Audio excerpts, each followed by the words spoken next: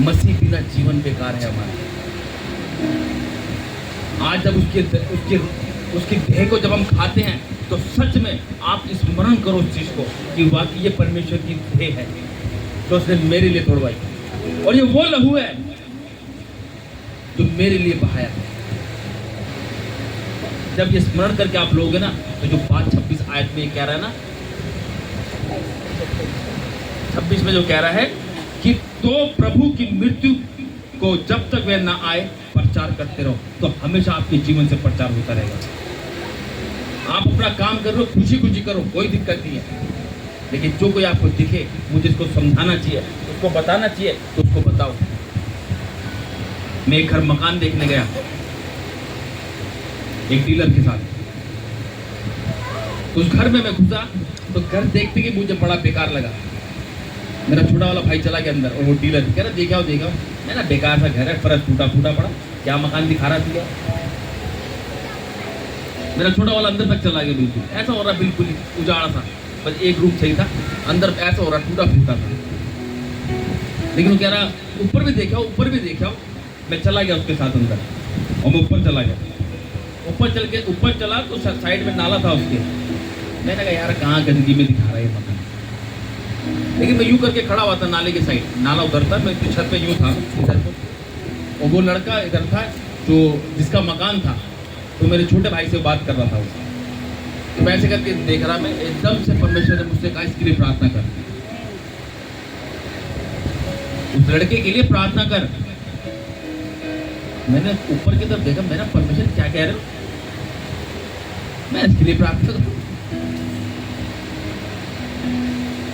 क्या बोल के प्रार्थना करूंगा। फिर मैंने कहा मैंने भी छोड़ दिया। मैंने कहा क्या प्रार्थना करूंगा उसके लिए, क्या बोलूंगा उसको। भाई होता कभी ऐसे है, होता कभी ऐसा आप किसी चलते राह गिरेगा, किसी घर जाओ, किसी घर भी जाओगे ना तो आप कह दोगे आओ मैं तुम्हारे लिए प्रार्थना करूँ, कह सकते हो। लेकिन जब परमेश्वर करवाता है ना तो गधे बोलते हैं,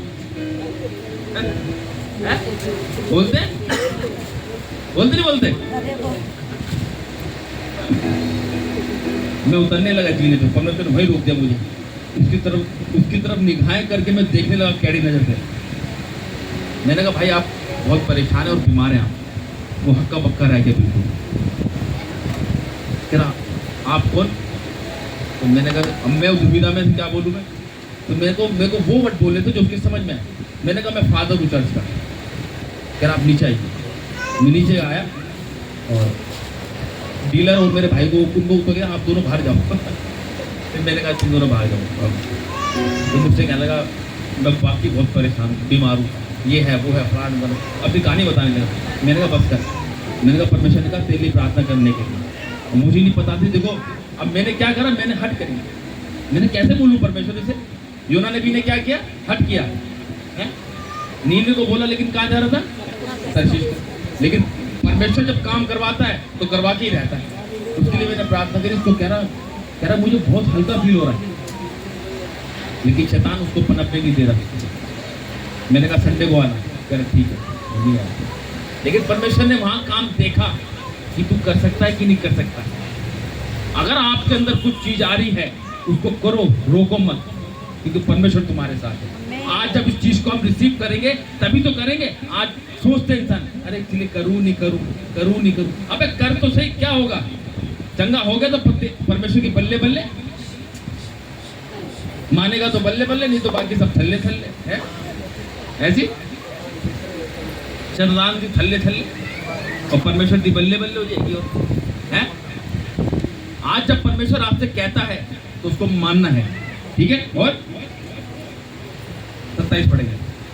इसलिए जो कोई अनुचित रीति से प्रभु की रोटी खाए या उसके कटोरे में से पिए वह प्रभु की देह और लहू का अपराधी ठहरेगा। इसीलिए जब हम परमेश्वर की देह और उसके रुधिर को पीते हैं ना तो बड़े ईमानदार से, और उसको हकीकत में इस बात को जान करके ये वाकई परमेश्वर की देह है जो उसने मेरे लिए तोड़ी। अनुचित रीति से, बेकार से उसको मत लो, बेकार तरीके से मत लो कि हाँ भाई ला जल्दी हालेलुया। उसको याद करके यार ये परमेश्वर की, वाकई ये परमेश्वर की देह है जो उसने तोड़ दी मेरे लिए। और ये वही लहू है जिसे मेरे लिए बहाया। हालेलुया। और इसलिए मनुष्य अपने आप को जांच इसलिए ले मनुष्य अपने आप को जांच ले और इसी रीति से इस कटोरे में से और इसी रीति से इस कटोरे में से रोटी में से खाए खाए और इस कटोरे में से पिए। और इस कटोरे में से पिए। क्योंकि जो खाते पीते समय प्रभु की देह को न पहचाने वह इस खाने और पीने से अपने ऊपर दंड लाता है। हालेलुया।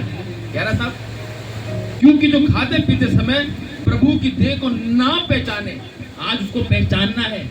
ये मत समझो कि वो ब्रेड है, ये मत समझो कि वो अंगूर का रस है। होता तो अंगूर का ही रस ही है और ब्रेड ही होती है।